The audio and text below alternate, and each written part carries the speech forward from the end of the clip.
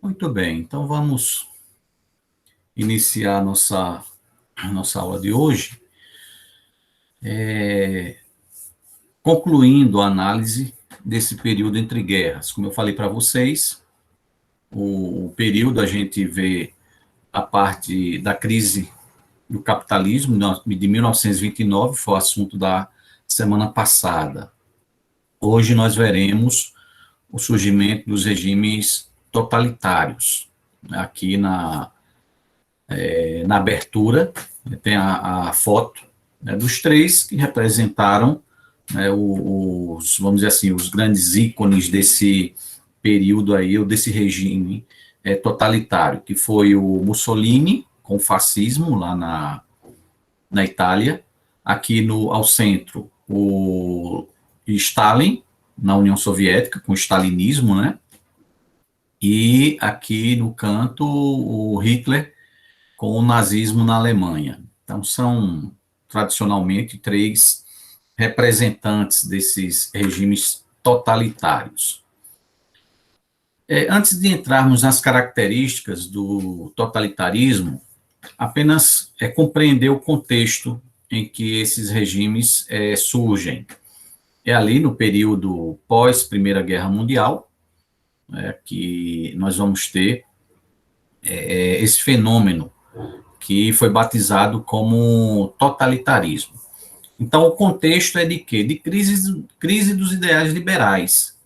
As ideias liberais, né, tanto no campo político quanto na economia, vão começar a entrar em crise após a Primeira Guerra Mundial. Né? Então, é uma crise, aqui nós já vimos, muito profunda, né, crise econômica, social, aqueles países europeus saem quebrados, né, desse conflito, a mortandade que se seguiu, né, no decorrer, melhor dizendo, da guerra. Então, ao final, 20 milhões de pessoas mortas. Então, isso daí abalou, né, os alicerces dos regimes liberais, né, diante da crise que estava se apresentando, né, já sai da Primeira Guerra, já tem aquela crise pós-guerra.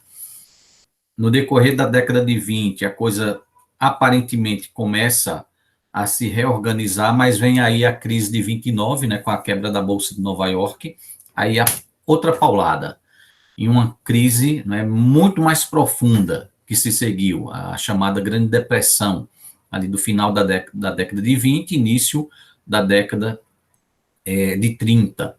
Então, o que se questionava era o liberalismo, tanto na questão política, quanto o liberalismo nas questões econômicas, vai ser suficiente para dar uma solução, apresentar uma solução, resolver os problemas que estavam acontecendo? Então, começavam os questionamentos em relação à viabilidade dos ideais liberais. Então, isso vai impactar e começam a surgir, né, outras alternativas, outros caminhos que não o do liberalismo e que vão se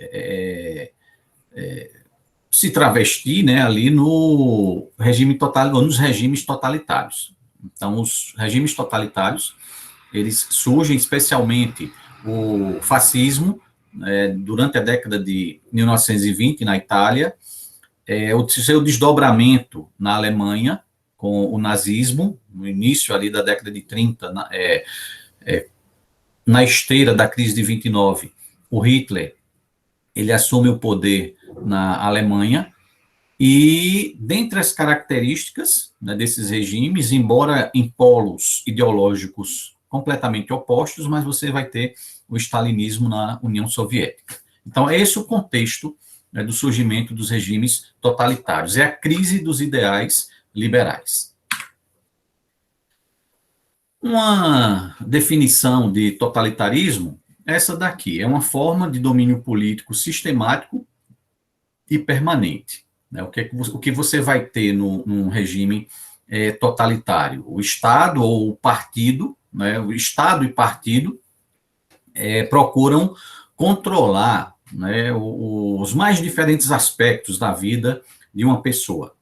Não só a questão econômica, mas vai pela questão política, nas relações sociais e também nas questões culturais. Daí esse nome, totalitarismo, né? Então tem a ver com totalidade. É uma busca, uma tentativa de um controle total, né, desses diferentes aspectos da vida de um cidadão. Então, você vai enxergar no totalitarismo essa busca, né? Normalmente, nas disputas políticas, o que é que você tem? É uma busca pelo poder, né? E indo aí para as questões econômicas, né? Mas não avança nas questões sociais, até nas questões culturais, mas o totalitarismo ele avança sobre isso tudo, né? Daí esse nome totalitarismo. Agora, nós precisamos fazer uma diferenciação entre totalitarismo e ditadura ou um regime autoritário. Então, tem uma afirmação que diz o seguinte: todo regime totalitarista, ele é autoritário, ele é ditatorial, mas nem toda ditadura é um totalitarismo. Então, como é que a gente compreende, como é que a gente entende essa diferença entre totalitarismo e autoritarismo? Então, qualquer totalitarismo é autoritário, certo? Mas nem todo regime autoritário ele chega a ser um regime totalitário. Então, como é que a gente vai compreender isso daí? Vamos pegar um exemplo. A ditadura militar aqui no Brasil de 1964 a 85. Então, ali era um regime autoritário, era um regime ditatorial. Mas não chegava a ser um regime totalitário, como nós veremos aqui. Por quê? Numa ditadura, o grupo no poder, ou o ditador que está no poder, ele vai tentar controlar e inibir a questão da vida pública das pessoas. Então, na minha vida pública, eu vou ter o controle do regime. Então, eu não posso, por exemplo, emitir uma opinião contrária ao regime. Eu não vão me permitir ficar escrevendo contra o regime. Então, se eu tenho críticas à ditadura, então eles vão fazer de tudo para que no aspecto público da minha vida eu seja controlado, né? Eu não vou poder emitir opinião. Agora, na minha vida privada, a ditadura está pouco se lixando, não vai se preocupar com as minhas questões privadas, né? Não vai se preocupar. Vamos pegar aqui o exemplo para fazermos o contraponto com a Alemanha nazista, que era um regime totalitário.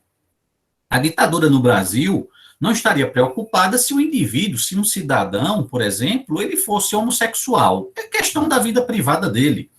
Então, aquilo dali não interferiria, ou então o regime não via na homossexualidade dele algum problema, né? Então, não estava preocupado em perseguir homossexuais, não fazia sentido, né, para a ditadura. Então, não tinha. A questão era a vida pública das pessoas. No regime totalitário, o quadro é bem diferente. Não vai somente ficar na esfera pública. Né? Assim como a ditadura, não vai querer que ninguém fique publicando críticas, né, fazendo passeatas, né, criticando o regime. O totalitarismo vai também tentar controlar a vida privada do camarada. Então, já que pegamos a questão da homossexualidade, aí você vai lá para a Alemanha, o regime nazista perseguia homossexuais. Então, qual o sentido disso daí? É um regime totalitário. Então, ele não fica somente na repressão da vida pública das pessoas. O regime totalitário também vai para a vida privada do indivíduo. Então, vai muito além a questão repressora no totalitarismo, certo? Então, a ditadura vai até um determinado limite. O totalitarismo ultrapassa esse limite, certo? Então, há um discurso também em torno da criação de um novo homem, né, de um novo indivíduo, né, de uma nova sociedade, né, que vai nesses aspectos mais privados, mais pessoais, mais individuais, né, das pessoas, certo? Então, a gente pode fazer essa diferenciação, né, entre totalitarismo e autoritarismo. Por isso, aquela afirmação anterior. Todo regime totalitário vai ser autoritário, vai ser uma ditadura.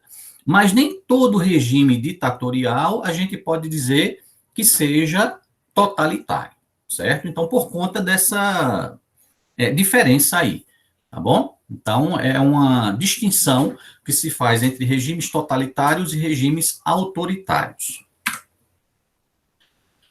Então, as características, né? Como é que a gente pode identificar um regime totalitário? A partir dessas suas características, né? Vamos pegar aqui algumas delas. Todo regime totalitário possui uma ideologia oficial, né? Essa ideologia oficial é um conjunto, né, de ideias e pensamentos que vão ser tomados e difundidos pelo regime totalitário como sendo verdades absolutas. Então, é aquela ideologia ali e acabou. Não há espaço para nenhuma outra, porque aquela ideologia se transforma em uma verdade absoluta. Então, você compara um regime totalitário com um regime, por exemplo, democrático. Num regime democrático, você vai ter diferentes partidos políticos representando diferentes visões de mundo, diferentes ideologias. Então, você tem uma ideologia mais de direita, uma ideologia mais de centro, uma ideologia mais de esquerda, e essas ideologias convivendo, disputando o poder entre si, e vai conquistar o poder através do voto, através das eleições.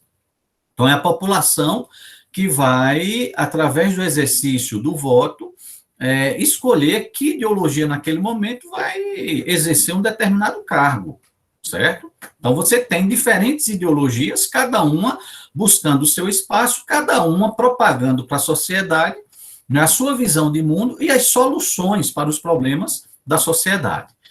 Você não vai ter, nesse regime democrático, uma ideologia só, né, e dizendo que essa ideologia é uma verdade absoluta, porque as outras também têm as suas visões próprias, certo? Num regime totalitário, não. É uma ideologia só.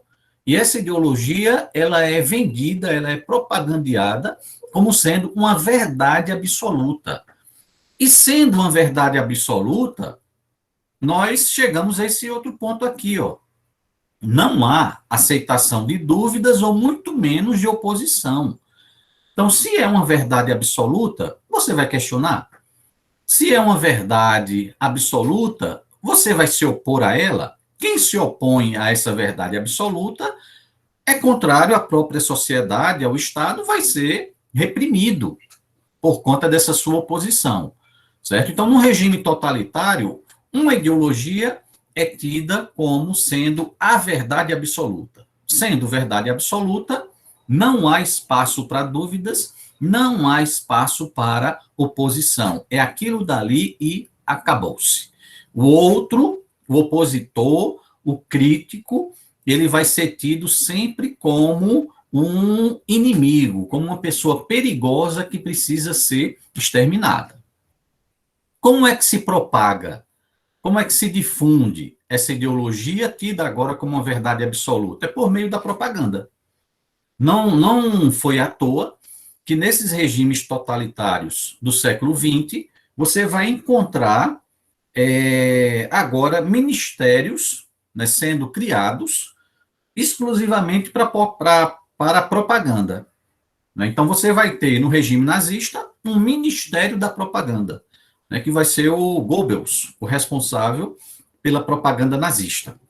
Então, meios, né, de marketing mesmo para fazer com que as pessoas sejam convencidas de que aquela verdade do nazismo é a verdade absoluta, não havendo espaço, né, para contestações, para dúvidas, para oposições. Então, através da propaganda, O regime vai impor, o regime vai convencer e o regime vai controlar essas massas, certo? Outra característica do regime totalitário é a criação de um verdadeiro terror policial. Então, se a verdade do regime, essa verdade absoluta do regime, ela é difundida por meio de um ministério da propaganda, isso é pelo convencimento, a propaganda é pelo convencimento. Mas se as pessoas continuam resistindo a essa propaganda, a esse convencimento, agora há uma outra faceta aqui, que é a da violência. Né? Então, o regime impõe um terror policial.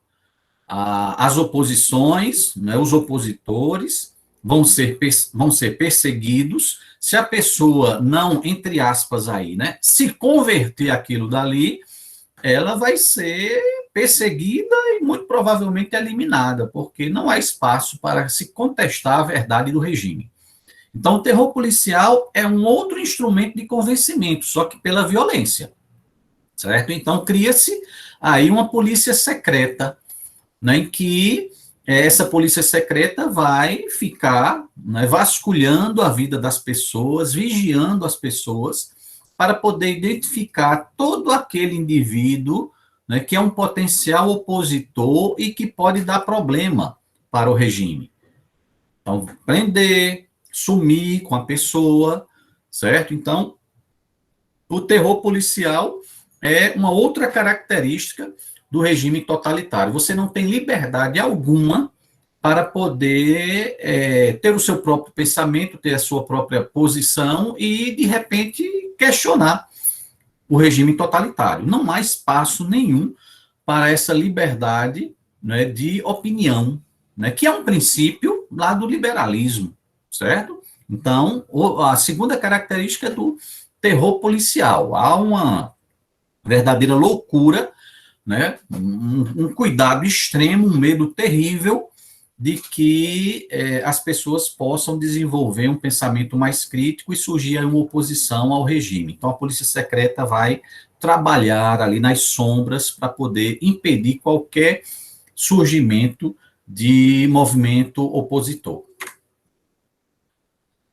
Uma terceira característica dos regimes totalitários, eles são baseados em um partido único, e esse partido é de massas, né? Um grande apoio popular. Então, um partido único. Há uma monopolização do poder, seja por um indivíduo, seja por um partido. No caso de um regime democrático, o que é que você tem? Diferentes partidos políticos representando diferentes ideologias políticas, não é? E lutando ali pelo poder, né, disputando o poder entre si. No regime totalitário, isso não existe. É um partido só. Mais uma vez relacionado àquela ideia da ideologia se tornando uma verdade absoluta. Se é uma verdade absoluta, é um grupo só que defende. Então, é um partido, não há espaço para outros partidos, porque outros partidos implicam aí, né, na questão de ter outras visões diferentes daquela visão oficial. Então, é um partido só. Então, ele vai monopolizar o poder, ele, o partido ou o indivíduo, gerando o quê? Uma dupla autoridade. Você tem um partido e você tem um Estado. A gente pode compreender essa diferenciação aí, mais uma vez, comparando com o regime democrático. No regime democrático, um indivíduo ocupa um cargo e aquele cargo lhe confere poder. Então, se você pega a nossa situação atual, né, você tem um presidente da República, o Bolsonaro. Bolsonaro, ele tem poder de decisão no país, no Estado, porque é Bolsonaro ou porque ele é presidente da República. No regime democrático, o poder de Bolsonaro é porque ele ocupa o cargo. Quem dá poder a ele é o cargo que ele ocupa. No dia que ele deixar o cargo, ele perde esse poder de tomar decisões dentro da estrutura do Estado brasileiro. Então, é o cargo que confere poder ao indivíduo. Isso é no regime democrático. No regime totalitário, é diferente. Não é o cargo, é o indivíduo. Então, você faria a pergunta para Hitler. Na Alemanha de Hitler, Hitler tinha poder porque era Hitler ou porque ele ocupava um cargo no Estado alemão? Aí a resposta é diferente daquela do Estado Democrático. Ele tinha poder porque ele era Hitler e não por conta do cargo que ele ocupava. Então, isso é uma característica de um regime totalitário.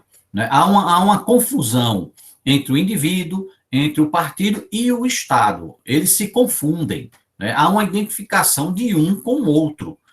Há duplicidade de funções, né? O Estado, né? E o ditador, né? Hitler, Stalin, Mussolini, né? E se confundem, as coisas aí se confundem no totalitarismo. No regime democrático, a coisa é muito bem separada, é bem distinta. No regime totalitário, eles se confundem. Além dessa questão do partido único de massas, o totalitarismo também tem uma outra característica, que é a personalização do poder. O poder, ele está encarnado na pessoa do ditador. O ditador é o centro do poder, dele emana o poder, certo? Então ele vai ocupar tudo quanto é chefia. Ele é chefe de Estado, ele é chefe do partido e por aí vai. Então o poder está encarnado na figura do ditador. Todo esse poder que é atribuído a ele faz com que ele tenha, ele possua, né, ao ocupar esse cargo aí, ao ocupar a figura, né, de centro do poder no país, a questão de se responder a respeito da verdade histórica, né, as questões do passado, né, que respostas nós vamos dar a ela, a história do país. O camarada é tão poderoso e ele detém tanto poder naquele momento que o que ele diz vai se tornar verdade. Pegar mais uma vez um exemplo da Alemanha nazista. Havia uma questão para os alemães naquele momento. Como é que se explica, ou como se explicava a derrota alemã na Primeira Guerra Mundial? Aí, se você vai num espírito mais livre, né, analisa as circunstâncias da derrota alemã, você pode levantar diferentes hipóteses, diferentes explicações para aquilo dali. Chegou um momento em que a economia alemã estava aos frangalhos, não tinha mais como dar conta daquela guerra. O exército alemão também estava esgotado já depois de 4 anos de guerra. A entrada dos Estados Unidos foi fundamental para a derrota dos alemães. Então você vai pegando fatores e tentando explicar aquilo dali. Aí chega Hitler e, como esse ditador do regime nazista, ele vai ter uma versão dele e que vai se tornar a verdade naquele momento. Ele vai dizer, não, a Alemanha não perdeu, não foi por conta disso, não. A Alemanha perdeu porque houve traições dentro do próprio país. A Alemanha teve que arcar com traidores dentro da própria pátria. Então, se não fossem esses traidores, a Alemanha teria vencido a guerra. Então, quem foi que sabotou a Alemanha para que ela perdesse? Aí ele vai dizer, olha, judeus. Os judeus foram os responsáveis pela derrota da Alemanha. Então, a culpa pela perda daquela guerra coloque nas costas dos judeus. Então, aí ele faz uma interpretação da história da Alemanha e aquilo que ele diz e que ele interpreta é tido como uma verdade histórica, porque ele é o centro do poder na Alemanha naquele momento. Além disso, o ditador tem tanto poder que ele vai reconhecer os inimigos da nação, os inimigos da pátria. Então, para quem ele aponta o dedo, aquele ali vai ser inimigo, porque ele detém essa autoridade. Então, os inimigos do povo alemão, né, que gostam de usar muito essa expressão povo para lá, povo para cá, né, é um intérprete do povo. Então, os inimigos do povo da Alemanha, judeus, esses traidores, né, do final da guerra, da Primeira Guerra. Então, como sempre, joga a culpa aí nos judeus, são os grandes inimigos da nação. Comunistas são os grandes inimigos também, e por aí vai. A quem ele indica a pecha de inimigo, aquilo daí vai pegar, né? Porque é o ditador que está dizendo, é o ditador que está afirmando. E há uma perspectiva ainda, como característica do totalitarismo, uma perspectiva expansionista. Você vai ver isso daí de maneira muito clara no nazismo, né? Hitler vai ficar defendendo a ideia de que a Alemanha ela tinha o chamado espaço vital, tinha que crescer, tinha que abarcar alguns territórios, porque o seu crescimento, o seu futuro dependia disso. Então, um expansionismo, aquela ideia de domínio, né? Essa ideia de expansionismo, de ter que crescer, ter que dominar. Eu me lembrei aqui daquele desenho que tem dois ratinhos, cérebro, Pink e Cérebro, né? Que eles vivem ali, o cérebro, o Pink é meio abobalhado, né? Mas o cérebro, a perspectiva dele é sempre dominar o mundo, né? Então, as estratégias para uma dominação, né, do mundo. Então, ali era muito parecido com essa neura aí do totalitarismo, né? Então, você vai encontrar no desenrolar da Segunda Guerra Mundial, né, fica muito claro ali para Hitler aquela ideia de expansão, de domínio, né? Então, é uma nova raça, é uma nova sociedade que está surgindo e ela precisa dominar as outras, ela precisa crescer, ela precisa se difundir, né? Então, o totalitarismo tem essa característica também expansionista. Aí, para a gente finalizar aqui, fazer uma diferenciação entre o stalinismo e o nazifascismo. Embora stalinismo, nazismo e fascismo sejam caracterizados como regimes totalitários, mas você vai identificar uma diferença básica entre o stalinismo e o nazifascismo, que é a questão da ideologia, né? A ideologia em que se pauta o stalinismo é a ideologia marxista, enquanto que o nazifascismo é completamente avesso ao marxismo. Eles viam nos comunistas, né, aquele grande perigo para a nação e perigo até para a humanidade. Então, uma das coisas que dava sentido ao nazifascismo era a luta contra o comunismo. Então, embora tenham semelhanças, né, que os aproximem nessa questão do totalitarismo, o stalinismo seguia a ideologia marxista, o nazifascismo era totalmente avesso e contrário à ideologia marxista, certo? Então, por conta dessa característica aí, alguns estudiosos apontam outras características, né, que diferenciam esses regimes. Então, o stalinismo, por ser marxista, aí uns dizem assim, não, ele era racionalista, humanista e universalista, porque o marxismo tem essas características. Ao contrário, o nazifascismo era irracionalista, anti-humanista e nacionalista. Eu coloquei aqui essa interrogação porque é complicado você dizer, por exemplo, que o stalinismo era racionalista e o stalinismo foi humanista. Misericórdia, chamar o regime stalinista de humanista, aí entra naquela frase de um pensador que diz assim, o camarada ama tanto a humanidade, mas detesta determinados semelhantes. Então, não faz sentido só você pegar os expurgos de Stalin na década de 1930, como é que um negócio daquele acontece num regime humanista?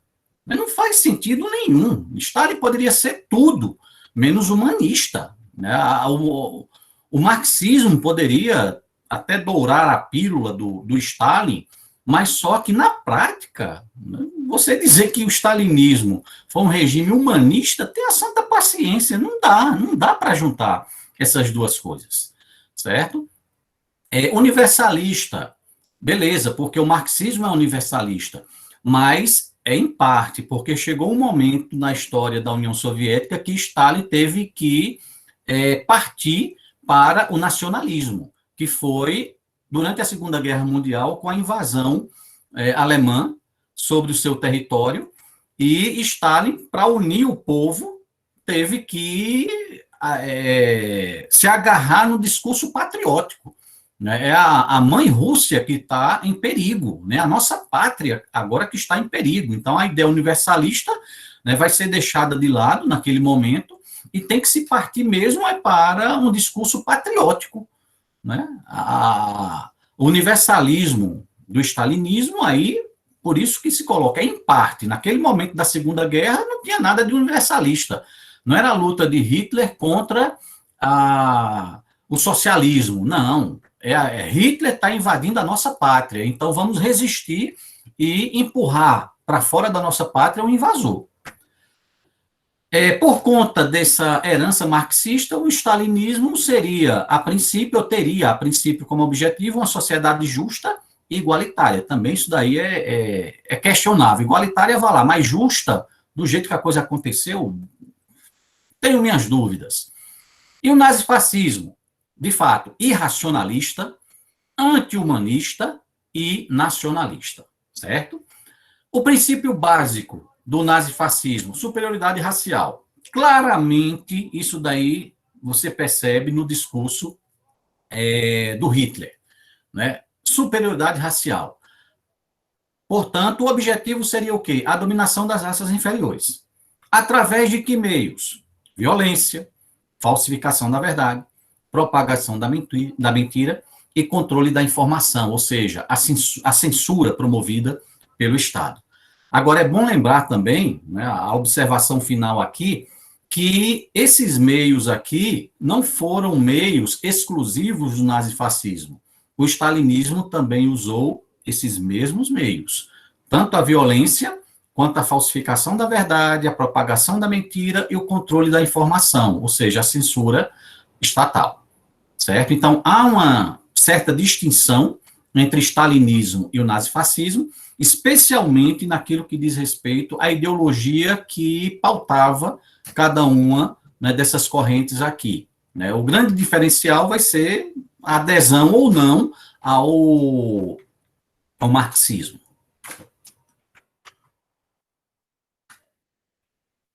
Vou interromper aqui.